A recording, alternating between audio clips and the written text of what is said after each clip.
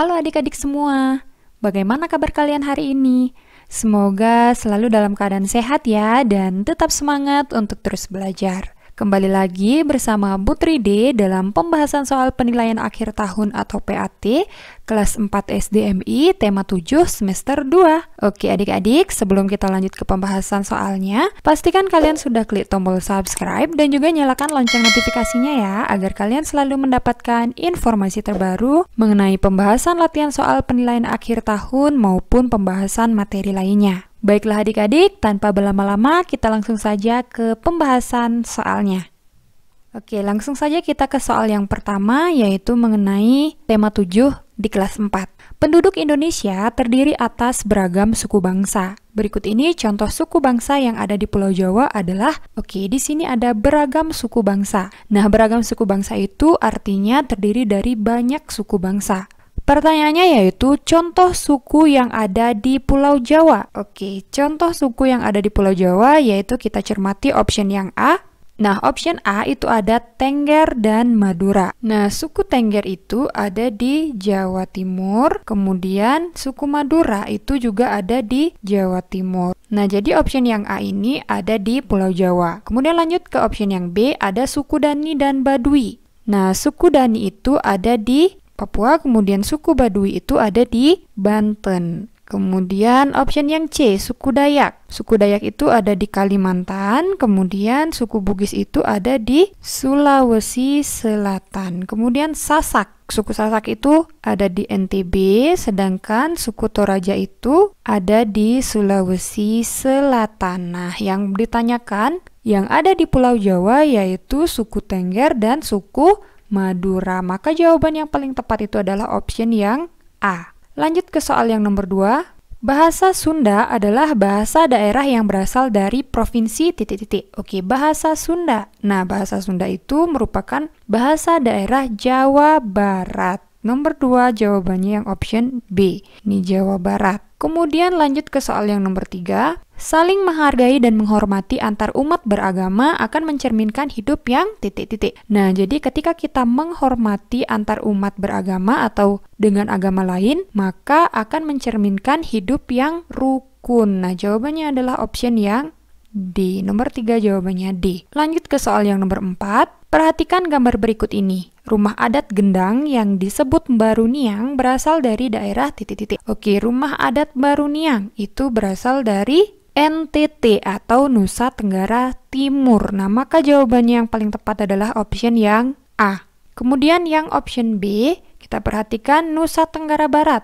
Rumah adat Nusa Tenggara Barat itu disebut dengan Dalam Loka. Kemudian yang option C itu ada Maluku Utara. Rumah adat Maluku Utara itu disebut dengan Sasadu. Kemudian rumah adat Papua Barat itu disebut dengan Honai. Nah, maka jawaban yang paling tepat adalah option yang A. Rumah baru itu berasal dari NTT. Lanjut ke soal yang nomor 5. Pakaian adat daerah Lampung adalah, kita cermati mulai dari option yang A. Nah, ini adalah gambar dari pakaian adat daerah yaitu Papua. Kemudian yang option B, kita perhatikan gambar pakaian adat Lampung. Kemudian option yang C, yaitu rumah adat dari Provinsi Jawa. Kemudian yang D, ada Payas Agung, itu adalah pakaian adat dari Provinsi Bali. Nah, maka jawaban yang paling tepat mengenai pakaian daerah Lampung itu adalah option yang B. Nomor 5 jawabannya option B. Lanjut ke soal yang nomor 6. Berikut ini kelompok tarian yang berasal dari daerah Bali adalah, kelompok tarian daerah Bali. Kita perhatikan optionnya, yang A ada Reog Ponorogo. Reog Ponorogo itu berasal dari Jawa Timur. Kemudian ada Sangyang. Sangyang itu dari Bali. Kemudian ada tari golek. Golek itu berasal dari Yogyakarta. Nah, maka option yang A bukan jawabannya. Kemudian lanjut yang B, ada Gandrung. Nah, tari Gandrung itu berasal dari Jawa Timur. Kemudian tari Bidadari itu berasal dari daerah Bengkulu. Kemudian ada Lumense.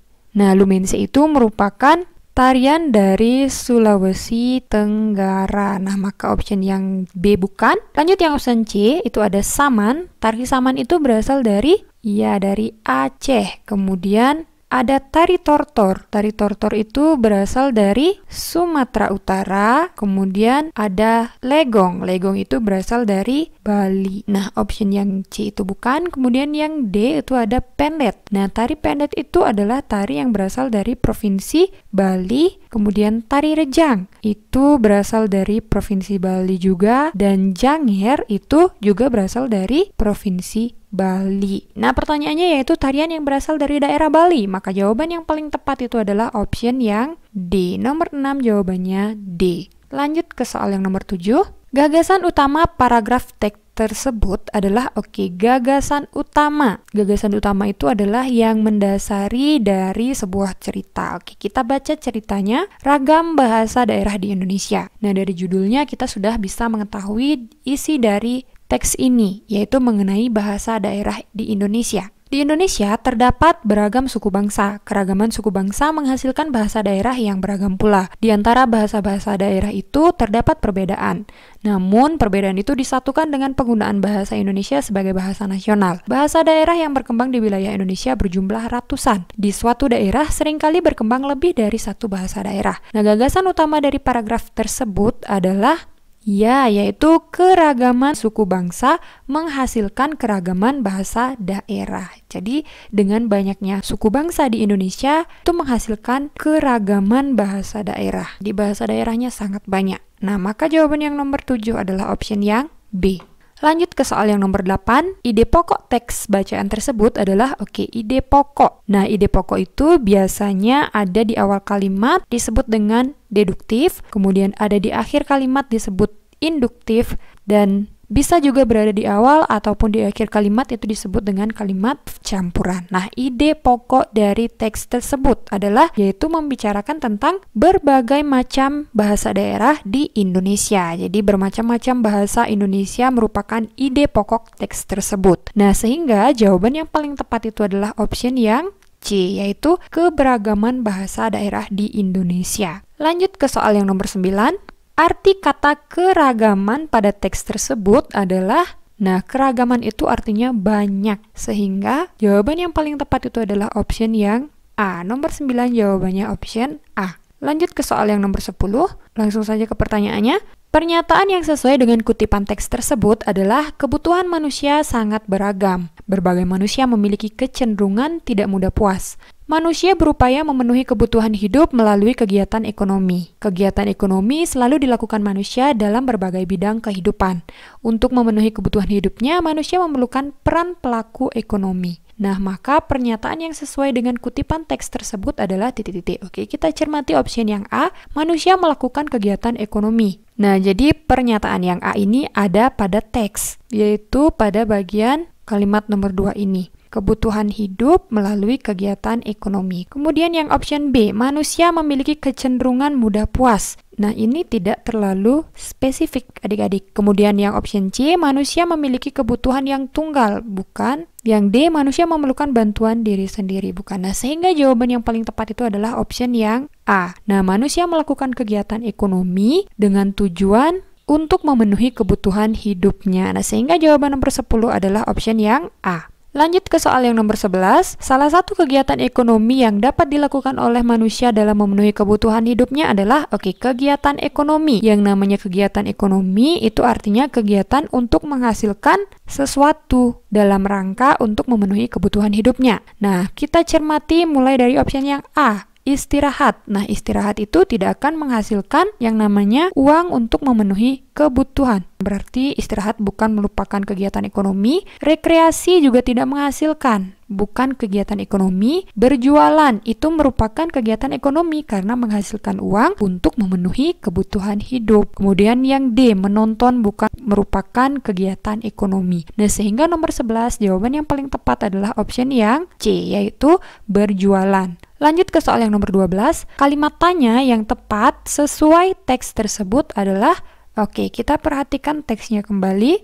Kita cermati option yang A, di mana manusia dapat melakukan kegiatan ekonomi. Nah, pada teks ini tidak disebutkan di mana manusia dapat melakukan kegiatan ekonomi. Sehingga jawaban yang option A itu bukan. Kemudian lanjut ke option B, bagaimana manusia memenuhi kebutuhan hidupnya? Nah, jawabannya yaitu manusia berupaya memenuhi kebutuhan hidupnya melalui kegiatan ekonomi. Nah, sehingga option B itu ada jawabannya. Kemudian yang C, siapa yang harus memenuhi kebutuhan hidup manusia?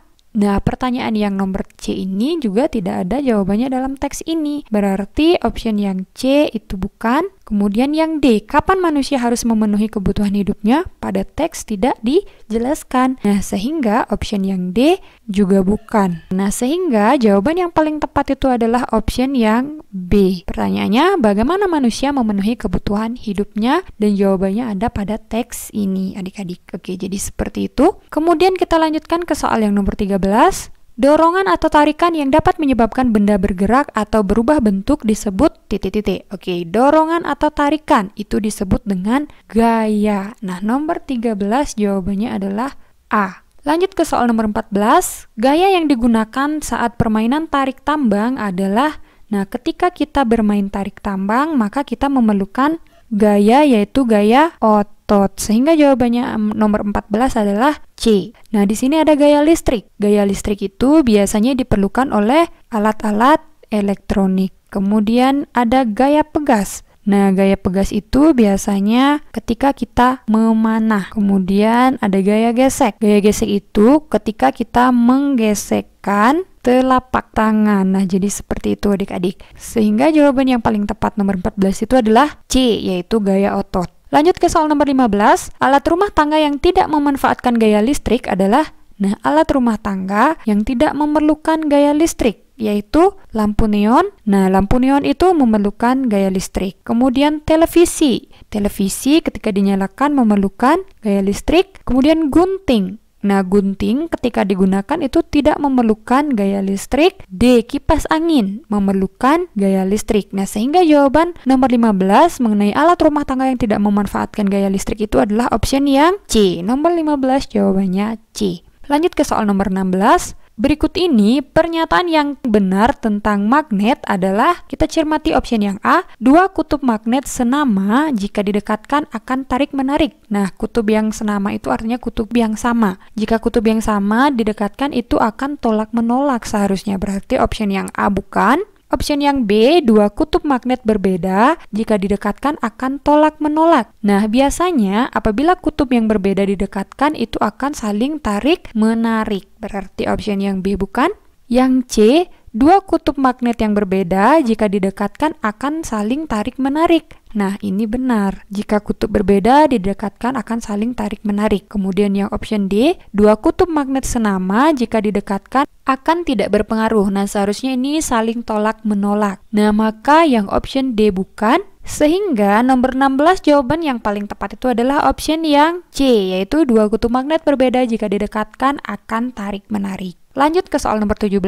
Peristiwa yang menunjukkan pengaruh gaya gravitasi terhadap benda adalah, nah, di sini ada gaya gravitasi. Gaya gravitasi itu artinya gaya tarik bumi. Jadi benda apapun yang ada di bumi itu jika kita lempar ke atas akan kembali jatuh ke bawah, seperti itu. Oke, kita perhatikan option yang A, Budi menarik busur panah. Nah, ini adalah contoh dari gaya pegas. Kemudian yang option B, Dodo mendorong sebuah meja. Nah, ini adalah gaya otot. Kemudian yang C, Wawan mengerem sepeda saat berhenti. Nah, ini adalah contoh gaya gesek. Kemudian yang option D, Randy menjatuhkan bola dari lantai atas. Nah, ini adalah contoh dari gaya gravitasi. Nah, maka jawaban soal nomor 17 yang paling tepat itu adalah option yang D, yaitu Randy menjatuhkan bola dari lantai atas. Itu adalah contoh pengaruh gaya gravitasi. Kemudian lanjut ke soal yang nomor 18.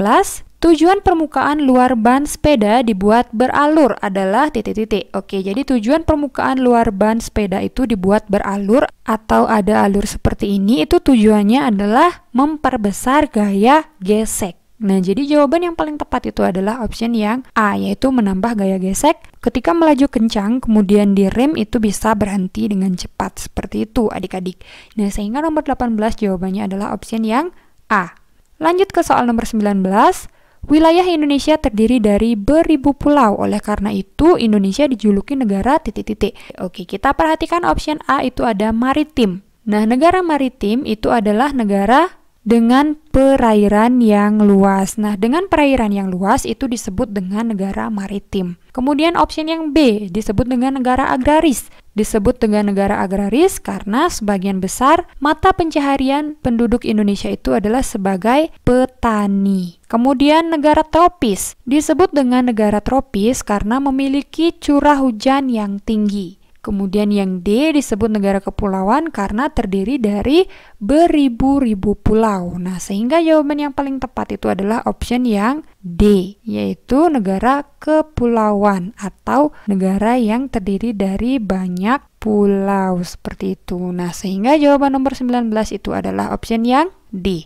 Lanjut ke soal nomor 20. Suku asli yang berada di wilayah Provinsi Sulawesi Selatan adalah suku titik-titik. Oke, kita cermati option A. Di sini ada suku Sasak. Nah, suku Sasak itu berasal dari Nusa Tenggara Barat atau NTB. Kemudian yang option B di sini ada suku Bugis. Nah, suku Bugis itu berasal dari Sulawesi Selatan. Kemudian yang option C itu ada suku Baduy. Nah, suku Baduy ini berasal dari Banten. Kemudian option yang D itu ada suku Dayak. Nah, suku Dayak ini berasal dari Provinsi Kalimantan. Oke, jadi pertanyaannya yaitu suku asli Sulawesi Selatan. Nah, kita sudah mendapatkan jawabannya, yaitu jawaban yang paling tepat adalah option yang B. Sehingga suku Bugis itu berada di wilayah Provinsi Sulawesi Selatan. Kemudian selanjutnya soal nomor 21, bahasa Batak, Melayu, Nias, dan Minangkabau merupakan bahasa dari daerah titik-titik. Oke, bahasa Batak, Melayu, Nias, dan Minangkabau ini merupakan bahasa dari daerah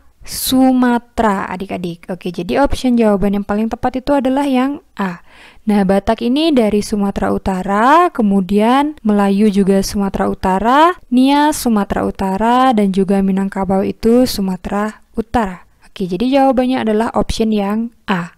Kemudian selanjutnya soal nomor 22, kegiatan ekonomi yang sesuai untuk masyarakat di daerah sekitar pantai adalah jadi kegiatan ekonomi yang sesuai untuk masyarakat di sekitar pantai itu yaitu option A, peternak ayam, bukan. Kemudian option B, tukang kebun, bukan, karena di pantai kita tidak bisa berkebun. Kemudian yang C, usaha garam. Nah, jadi usaha garam itu bisa dilakukan oleh masyarakat di sekitar pantai karena garam itu berasal dari air laut. Kemudian yang D itu petani sayur. Nah, untuk sayur itu biasanya tumbuh subur di daerah dingin. Nah, sehingga kegiatan ekonomi untuk masyarakat di daerah sekitar pantai yang paling cocok itu adalah usaha garam. Sehingga jawaban nomor 22 adalah option yang C. Lanjut ke soal nomor 23. Paman di desa memiliki usaha beberapa jenis hewan ternak. Kelompok hewan yang dapat dijadikan usaha ternak adalah titik-titik. Oke, hewan ternak itu biasanya dimanfaatkan dagingnya, kemudian bulunya, telurnya, dan lain sebagainya. Nah, sehingga kelompok yang termasuk hewan ternak itu kita cermati option yang A, ada ular, bebek, dan elang. Nah, di sini ada ular, bebek mungkin, elang tidak, sehingga option yang A bukan. Kemudian yang option B ada ayam, bebek, dan sapi. Nah, ayam itu bisa digunakan sebagai hewan ternak, bebek juga bisa, dan sapi juga bisa, yaitu dimanfaatkan dagingnya, kemudian tenaganya, kulitnya, dan lain sebagainya. Kemudian di sini ada kerbau, gajah, dan kura-kura. Nah, gajah dan kura-kura itu tidak termasuk hewan ternak, ya. Nah, kemudian berikutnya ada sapi, komodo, dan kupu-kupu. Nah, jadi kupu-kupu dan komodo itu tidak termasuk hewan ternak. Sehingga jawaban yang paling benar itu adalah option yang B. Nah, hewan yang bisa diternakkan itu yaitu ayam, bebek, dan sapi. Kemudian kita lanjutkan ke soal yang nomor 24. Berikut ini yang bukan merupakan hasil dari kegiatan usaha pertambangan adalah biasanya hasil dari pertambangan itu berupa yang option A, nikel. Nah, nikel itu nikel itu merupakan bahan untuk membuat baja, adik-adik. Kemudian yang option B itu ada bauksit. Nah, bauksit itu merupakan hasil dari pertambangan yang digunakan untuk membuat aluminium. Kemudian yang option C di sini ada aluminium. Nah, aluminium juga merupakan hasil pertambangan. Biasanya aluminium itu digunakan sebagai bahan untuk membuat alat rumah tangga seperti panci, wajan, dan lain sebagainya. Kemudian option yang D ini ada mutiara. Nah, mutiara itu bukan merupakan hasil pertambangan. Nah, sehingga dari pertanyaannya itu yang bukan merupakan hasil pertambangan adalah option yang D. Nomor 24 jawabannya option yang D. Oke, lanjut ke soal nomor 25. Tanda perubahan cepat atau lambatnya lagu yang dinyanyikan disebut titik-titik. Oke, yang ditanyakan yaitu tanda perubahan cepat atau lambatnya lagu. Tanda perubahan cepat atau lambatnya lagu itu disebut dengan tempo. Nomor 25 jawabannya adalah option yang A. Kemudian kita cermati di sini ada lirik. Nah, lirik itu merupakan penggalan kata dalam sebuah lagu. Kemudian yang C ada intonasi. Nah, intonasi itu merupakan tinggi rendahnya nada pada kalimat. Kemudian yang D itu ada nada. Nada itu merupakan bunyi yang beraturan. Oke, sehingga nomor 25 tanda perubahan cepat atau lambatnya lagu disebut dengan tempo. Lanjut ke soal nomor 26. Lagu berjudul Mengheningkan Cipta dinyanyikan dengan tempo largo. Artinya lagu tersebut memiliki tempo titik-titik. Oke, tempo largo. Largo itu artinya tempo lambat. Jadi nomor 26 jawabannya option yang C. Nah, di sini yang A itu ada tempo cepat. Tempo cepat itu biasanya disebut dengan allegro. Kemudian yang option B ada tempo sedang. Nah, tempo sedang itu biasanya disebut dengan moderato. Oke, sehingga jawaban 26 yang paling tepat itu adalah tempo largo merupakan tempo lambat.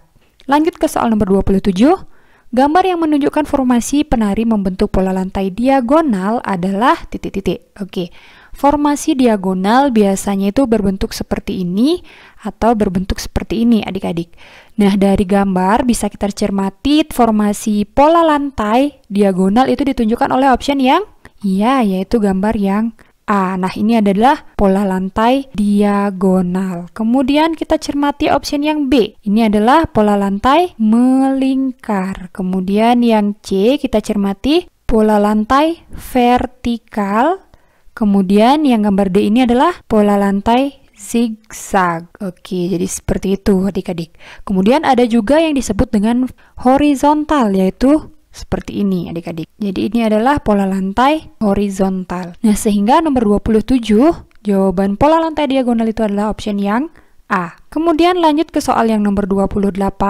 Tari saman dari Aceh merupakan tarian yang dibawakan secara titik-titik. Oke, jadi tari saman itu biasanya dibawakan secara berkelompok. Nah, sehingga nomor 28 jawabannya adalah option yang C.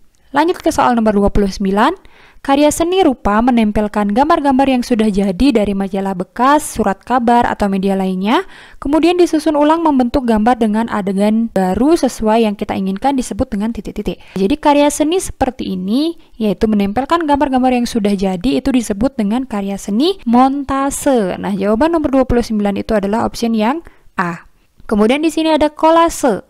Nah, kolase itu merupakan karya seni tempel yang menggunakan berbagai macam paduan bahan yang ditempel pada permukaan gambar atau pola. Nah, biasanya bahan-bahan yang digunakan untuk membuat kolase ini dari batu, kemudian daun, ranting, bunga kering, biji-bijian, kerang, dan yang lainnya. Jadi intinya, bahan yang digunakan untuk membuat kolase ini adalah bahan-bahan utuh dalam bentuk yang kecil-kecil seperti itu adik-adik. Kemudian yang C ada mozaik.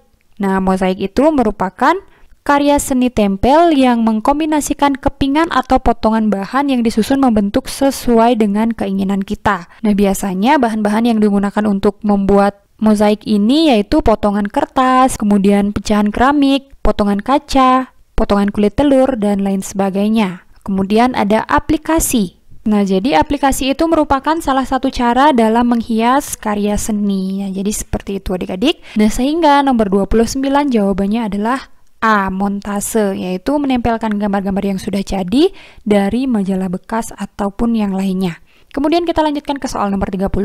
Perhatikan gambar. Bahan yang digunakan untuk membuat karya seni tersebut adalah, kita perhatikan gambar yang ada pada soal nomor 30 ini. Nah, ini adalah contoh dari kolase adik-adik, di mana kolase ini merupakan karya seni tempel yang menggunakan perpaduan antara daun kering dan juga ranting-ranting kering adik-adik. Sehingga adapun bahan yang digunakan dalam karya seni kolase ini yaitu daun dan ranting. Sehingga jawabannya yang paling tepat itu adalah option yang B. Ini adalah daun. Jadi seperti itu adik-adik mengenai pembahasan penilaian akhir tahun tema 7 kelas 4 SDMI yang bisa Bu Tidi berikan pada video kali ini. Nah, baiklah adik-adik, demikian pembahasan penilaian akhir tahun mengenai tema 7 kelas 4 SDMI yang bisa Bu Tidi sampaikan. Semoga apa yang Bu Tidi sampaikan, apa yang Bu Tidi jelaskan dapat dengan mudah kalian pahami dan juga semoga bermanfaat.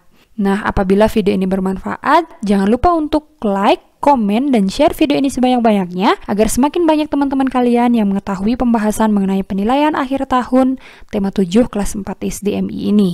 Nah, jangan lupa juga untuk selalu dukung channel ini dengan cara klik tombol subscribe dan juga nyalakan lonceng notifikasinya ya, agar kalian selalu mendapatkan informasi terbaru mengenai pembahasan soal penilaian akhir tahun maupun pembahasan materi lainnya.